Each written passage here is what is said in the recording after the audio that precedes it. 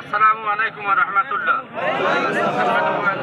রাসূলুল কারীম আমাবাদ। মহান আল্লাহ পাকের আশীষ রহমত যে আল্লাহ পাক রব্বুল আলামিন আপনাদেরকে আমাকে অনেক দূর দূরান্ত থেকে এই ইসলামী একটি সভায়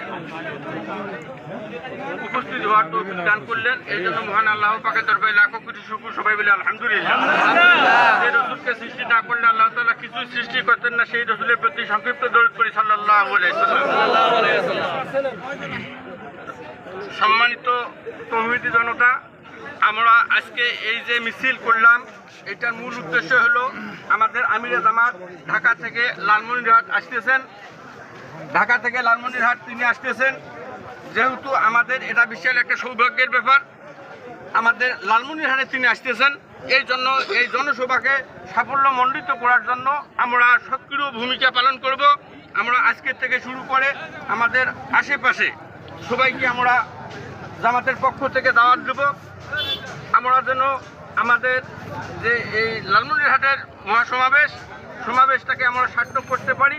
আল্লাহ পাক রব্বুল আলামিন আপনাদেরকে আমাকে কবুল করুক। ওমা আলাইনা ইল্লাল বালাগ। আসসালামু আলাইকুম ওয়া রাহমাতুল্লাহ। আসসালামু আলাইকুম ওয়া রাহমাতুল্লাহ। আলহামদুলিল্লাহ রাব্বিল আলামিন।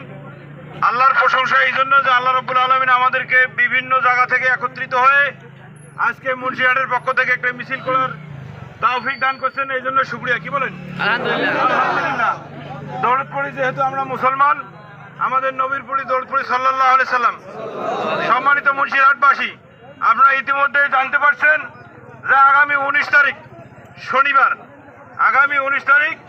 শনিবার সকাল 9 ঘটিকায় লালমনিরহাট কালেক্টর ময়দানে আমিরে জামাত ডক্টর শফিকুর রহমান আসবে। এই উপলক্ষে আমরা একটা জনসভার আয়োজন করেছি।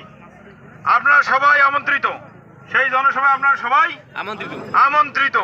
শুধু জামাতে ইসলাম নয়, সব দলের সব কর্মীদের প্রতি আহ্বান, আপনারা আসেন। বাংলাদেশকে নতুন করে সংগঠিত করার জন্য, বাংলাদেশকে নতুনভাবে গঠন করার জন্য আমাদের কি দাবি, আমাদের কি ম্যানিফেস্টো, সেটা শোনার জন্য সবাইকে আহ্বান, সবার প্রতি দাওয়াত। আমরা আজ থেকেই আগামী এক সপ্তাহের মধ্যে সবার কাছে এই দাওয়াত পৌঁছে দিব যে বাংলাদেশ জামাতে ইসলামের আমির ডক্টর শফিকুর রহমান লালমনিরহাটে আসতেছেন। ওনার কথা শোনার জন্য, ওনার আলোচনা শোনার জন্য, বাংলাদেশ জামাত ইসলামী কিভাবে দেশকে গঠন করতে চায়, কিভাবে দেশকে একটা সমৃদ্ধশালী বাংলাদেশ গঠন করতে চায়, কিভাবে দল মত নির্বিশেষে বৈষম্যহীন একটা বাংলাদেশ গঠন করা যায়, সেই প্রস্তাব নিয়ে আসতেছেন। তার মধ্যে অন্যতম একটা দাবি হলো তিস্তার যে প্রকল্পটা অনতিবিলম্বে সেটা কার্যকর করা হোক। আবার লালমনিরহাটে আরো অনেক দাবি আছে, সেখানে বিমানবন্দর, সেখানকার ব্যবসা বাণিজ্য কিভাবে আরো সংগঠিত করা যায়, এই বিষয়ে আরো বিস্তারিত সেখানে আমরা দিক নির্দেশনা পাবো ইনশাআল্লাহ। তা আমি আপনাদেরকে আর বিরক্ত করতে চাই না। সম্মানিত ব্যবসায়ী ভাইদেরকে সবাইকে শুভেচ্ছা এবং কৃতজ্ঞতা জানিয়ে, সবাইকে আমন্ত্রণ জানিয়ে আমার সংক্ষিপ্ত পথসভার বক্তব্য এখানে শেষ করছি। আসসালামু আলাইকুম ওয়া রাহমাতুল্লাহ।